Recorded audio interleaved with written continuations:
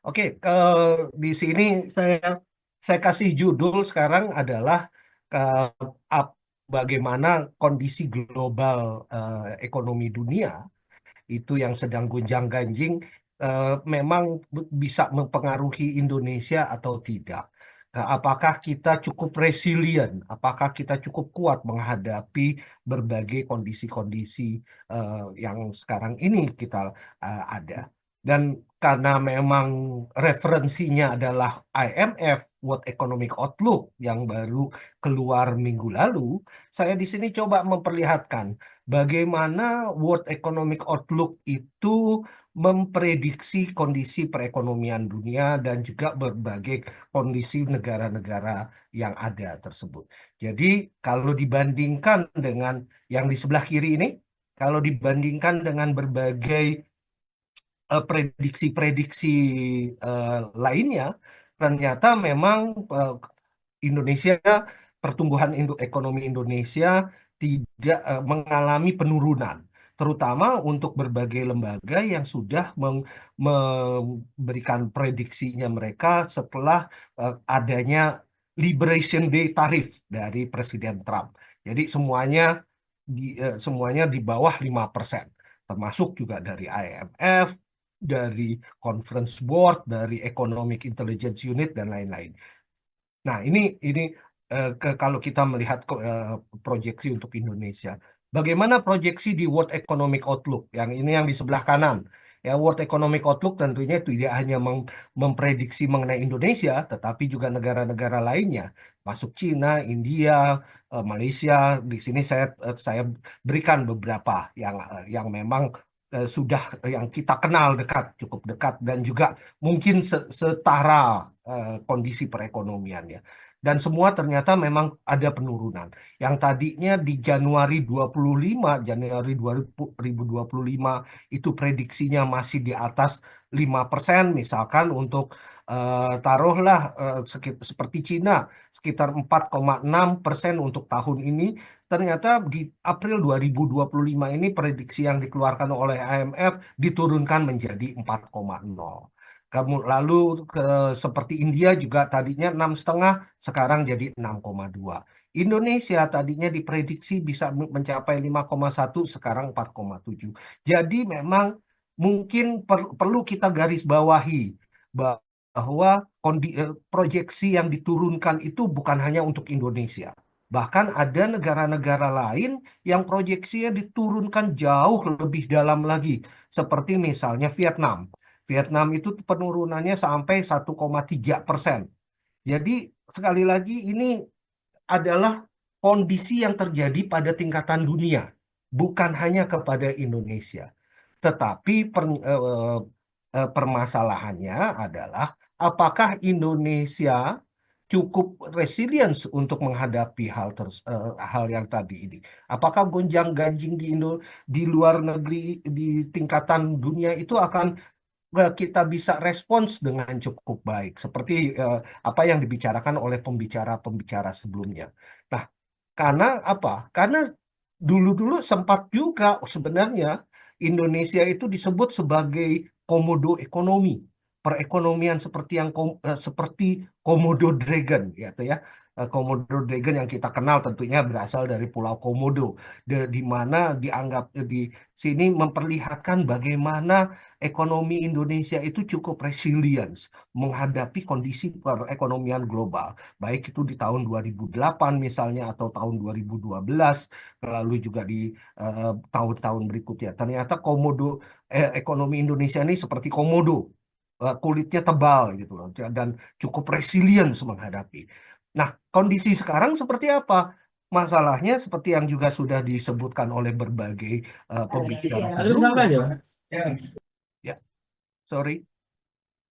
Ya, seperti pembicara sebelumnya, domestic situation kita itu nggak terlalu baik-baik amat. Permasalahannya banyak di sini. Ada fiscal problems, ada monetary and external balance issues gitu ya. Ada real sector dan business climate-nya juga bermasalah. Ada purchasing power dan employment, ketenaga kerjaan yang menjadi permasalahan kita, yang sering sekali yang kemudian ditambah dengan arah kebijakan yang juga tidak terlalu menjanjikan. Saya akan coba fokus kepada dua hal mengenai real sector dan bisnis climate kita, serta juga employment dan purchasing power. Tapi sebelumnya saya mungkin mau sedikit memberikan data ini atau gambaran ini. Ini satu, yang di sebelah kiri adalah bagaimana foreign flow dari capital financial market kita. Saya rupanya kelupaan untuk memasukkan di tahun 2025 nih. Harusnya ada 2025. Saya salah ambil gambar. Di tahun 2025 itu, kalau yang tadinya di tahun 2024 kita lihat positif, sekarang ini semuanya sudah negatif, gitu ya. Jadi ada capital outflow yang cukup besar dari financial market kita. Dan ini disebabkan karena ketidakpercayaan ataupun juga rendahnya trust, rendahnya kepercayaan kepada perekonomian Indonesia secara umum. Yang hasilnya adalah gambar di sebelah kanan, yaitu nilai tukar Indonesia kepada rupiah, di mana yang merah itu adalah nilai tukar rupiah terhadap US dollar, dan kita bisa lihat terus mengalami peningkatan. Padahal US dollar itu sendiri di tingkatan global sebenarnya melemah pada sejak bulan Januari kemarin.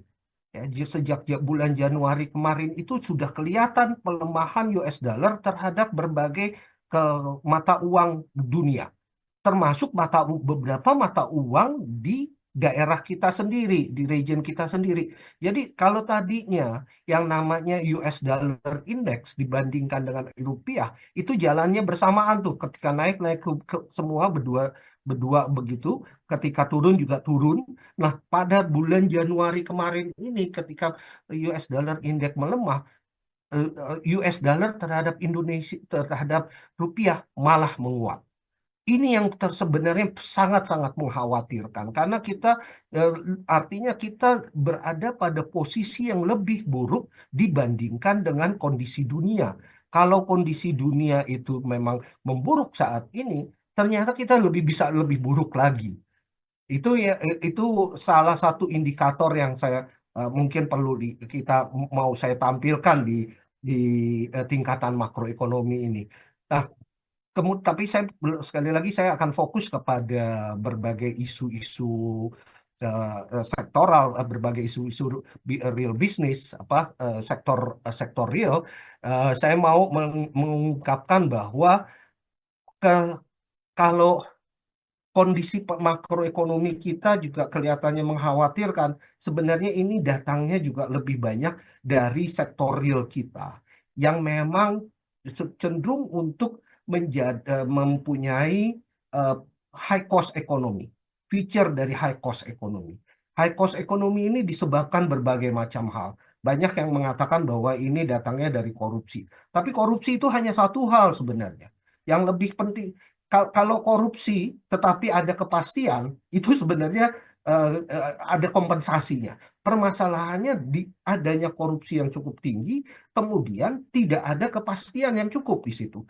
Contohnya apa? Indikatornya salah satunya adalah jumlah regulasi yang begitu besar. Regulasi yang sering sekali berubah-ubah. Di tingkatan peraturan menteri saja, itu tercatat ada hampir 19.000 regulasi. Begitu juga apalagi di tingkatan daerah. Ada sekitar 19.000 regulasi. Itu nggak ada yang tahu isinya apa. Satu sama lainnya saling overlap. Satu sama lainnya bahkan sering meniadakan, terkontraksi satu sama lainnya. Dan ini yang menyebabkan ketidakpastian itu menjadi lebih tinggi lagi. Kemudian yang lainnya adalah yang juga menjadi mengkontribusi ke dalam high cost ekonomi itu adalah kecenderungan Indonesia menjadi inward looking ataupun menjadi perekonomian tertutup. Kita selalu percaya bahwa ekonomi Indonesia besar. Memang besar. Tapi apakah dengan besarnya ekonomi Indonesia kita harus menutup diri? Tidak. Ekonomi Cina 10 kali lebih besar dari Indonesia. Tetapi Tiongkok selalu berusaha membuka dirinya, apalagi pada tahapan awal pembangunan ekonomi mereka. Begitu juga ekonomi-ekonomi yang lainnya. Jadi jangan karena kita merasa diri kita besar, kita harus menjadi menutup diri. Dan kalau menutup diri seperti itu, akibatnya memang banyak sekali kebijakan-kebijakan yang tidak produktif sifatnya. Contohnya adalah ini, TKDN. TKDN itu dari semua studi yang dilakukan, termasuk studi yang dilakukan oleh CSIS, menunjukkan bahwa dia tidak memberikan kontribusi yang besar terhadap pertumbuhan sektor industri kita. Di satu sisi sektor industri yang sifatnya downstream tidak mendapatkan manfaat karena mereka menjadi kesulitan mendapatkan part dan komponen. Di sisi yang lainnya, yang upstreamnya juga tidak terbangun. Yang ada malah akhirnya hanya para adventurer yang mau masuk ke perekonomian Indonesia dan berinvestasi di Indonesia. Karena berbagai isu-isu yang ada tadi. Begitu juga contohnya adalah hilirisasi misalnya. Salah satu isu yang ada kemarin ini sempat muncul di media adalah bagaimana LG keluar dari eh, dari dari investasi baterai yang mau dijalankan, yang harusnya sekitar hampir 10 miliar US dollar ya. Salah satu alasannya adalah karena Indonesia menginginkan semua supply chain itu berada di Indonesia.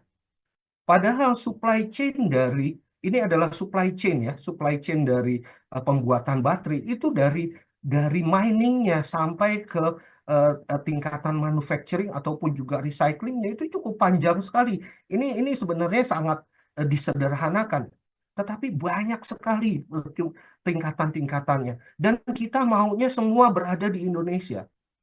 Akhirnya apa? Akhirnya kita nggak dapat apa-apa semuanya. Pak, karena apa? Karena yang namanya supply chain itu konsepnya adalah konsep global, konsep internasional. Artinya mungkin ada beberapa posisi yang memang kita cukup baik di situ. Tetapi ada beberapa tingkatan manufaktur yang harus disuplai dari luar negeri. Yang ada tingkatan-tingkatan lainnya yang mungkin dilakukan bekerja sama dengan luar negeri. Karena kita nggak punya semuanya di sini. Bahkan seperti Tiongkok yang sudah begitu besar pun itu harus tergabung di dalam regional ataupun juga global supply chain. Jangan maunya kita semua sendiri. Akhirnya kalau maunya semua sendiri, ya nggak ada yang mau datang juga kelihatannya. Ini sama seperti apa cerita bahwa monyet itu mau ngambil kacang di dalam toples sebanyak-banyaknya gitu ya. Akhirnya tangannya nggak bisa dikeluarin dari toples tersebut dan dia nggak mendapatkan kacang apa-apa dari kacang yang tersedia di dalam toples tadi. Hal-hal ini yang mungkin kita perlu perbaiki pandangannya, paradigma dan pandangan dasar pembangunan Indonesia yang memang perlu kita perbaiki, terutama di dalam kondisi krisis seperti sekarang ini. Karena kelihatannya apa yang kita kejadian itu kelihatannya kita tidak bisa mendapatkan opportunities dari krisis ini. Ini data tahun kemarin 2024 dari Jetro. Bagaimana relokasi dari perusahaan-perusahaan Jepang di negara-negara ASEAN misalnya, terutama yang datangnya dari Tiongkok. Ada 463 companies, perusahaan yang mau berelokasi ke negara-negara ASEAN. 90 pergi ke Vietnam. Thailand kebagian 25. Malaysia 19. Indonesia hanya 16. Kecil sekali. Apalagi kalau kita komparasikan dengan kekuatan ekonomi Indonesia gitu. Ini kan harusnya kita bisa lebih lebih baik lagi dari kondisi yang ada sekarang ini. Dengan cara seperti apa? Salah satunya merubah pandangan kita terhadap berbagai kebijakan-kebijakan yang sifatnya sekarang ini masih inward looking dan masih memberatkan tadi. Itu hal-hal yang terjadi di bisnis sektor ini berpengaruh sekali lagi bukan hanya kepada pembangunan industrinya, bukan hanya kepada pembangunan bisnis kita, tetapi juga kepada labor market di Indonesia. Dan labor market di Indonesia kita bisa lihat bagaimana kecenderungannya formal employment itu makin hari makin turun, makin hari makin kelihatan mengecil yang orang-orang yang bekerja di sektor formal. Sementara yang bekerja di sektor informal semakin hari semakin meningkat. Dan padahal kita sempat tuh mengalami penurunan sektor informal, tetapi ini tidak bisa dipertahankan karena kebijakan-kebijakan yang cenderung memang inward looking, menciptakan high cost ekonomi dan ketidakpastian yang tinggi. Oleh karena itu, dampaknya benarnya bukan hanya kepada industrial development, tetapi juga kepada kepada ketenaga kerjaan kita yang akhir-akhirnya ter eh, tu- apa di end game-nya itu adalah kesejahteraan masyarakat Indonesia yang mengalami penurunan. Dan kita bisa lihat sekali bahkan untuk pekerja sektor formal pun itu hanya 36% yang mendapatkan gaji ataupun mendapatkan upah di atas upah minimum. Ini membuat memberikan pertanyaan gitu ya. Kalau hanya 36%, itu artinya apakah memang kebanyakan perusahaan tidak comply, mereka berusaha untuk tidak memenuhi upah minimum, atau mungkin upah minimumnya memang ketinggian terlalu tinggi, sehingga tidak hanya sedikit yang bisa mencapainya, dan itu menyebabkan kondisi kondisi industrial development-nya tadi menjadi semakin semakin tidak menjanjikan lagi. Jadi hal-hal seperti ini pun juga perlu kita lihat nih, bagaimana kebijakan-kebijakan yang mungkin dianggapnya sebagai suatu kebijakan yang memberikan kesejahteraan rakyat kesejahteraan kepada masyarakat, ternyata malah menyusahkan masyarakat karena eh, eh, ada unintended consequences yang selama ini tidak terlalu kita perhatikan, dan hal-hal tersebut harusnya kita bisa kurangi. Nah, sekali lagi ini juga berpengaruh kepada purchasing power kita dan juga kepada pertumbuhan PDB Indonesia. Nah, saya nggak mau menutup dengan pandangan yang terlalu pesimis ya, karena ternyata ada juga good news-nya masih banyak juga dari Indonesia. Ini jadi saya akan menutup dengan memberikan beberapa good news lah ya yang kita yang bisa kita lihat, dan tentunya sama-sama sambil kita berusaha mendapatkan good news lebih banyak lagi, kita berusaha juga perbaiki regulasi ataupun juga kerangka berpikir, kerangka kebijakan di dalam perekonomian Indonesia. Ada beberapa opportunities, beberapa kesempatan-kesempatan yang kita bisa coba lihat, misalnya diversifikasi dan relokasi dari adanya berbagai dinamika global ini. Kemudian juga kita juga bisa melihat bagaimana Indonesia juga mencoba memulai dan mengundang rekan-rekan ASEAN yang lainnya untuk ikut di dalam memberikan respons yang yang secara bersama-sama. Jadi bukan hanya sendiri-sendirian masing-masing negosiasi. Itu Indonesia yang menginisiasi berbagai respons secara bersama-sama tersebut. Kemudian juga banyak dari program-program pemerintah kita sebenarnya bisa meningkatkan juga demand, create more demand. Ya, karena salah satu permasalahan di Indonesia adalah demand ini kurang, masih kurang sekali. Jadi ada beberapa program-program yang kalau bisa berjalan dengan baik, itu bisa menciptakan demand tadi. Tetapi kalaunya ini cukup besar sekali nih. If-nya itu besar sekali. Misalnya MBG. MBG menjanjikan bahwa dia bisa meningkatkan demand. Tapi kalau ini berhasil dan kalau bisa dijalankan dengan baik, ya kalaunya ini besar sekali sehingga kita perlu perhatikan bersama-sama agar kalaunya tersebut bisa terpenuhi. Begitu juga inflasi kita cukup rendah sehingga ini sebenarnya memberikan space juga bagaimana policy kebijakan-kebijakan yang sifatnya lebih expansionary bisa mendukung perekonomian Indonesia lebih baik lagi.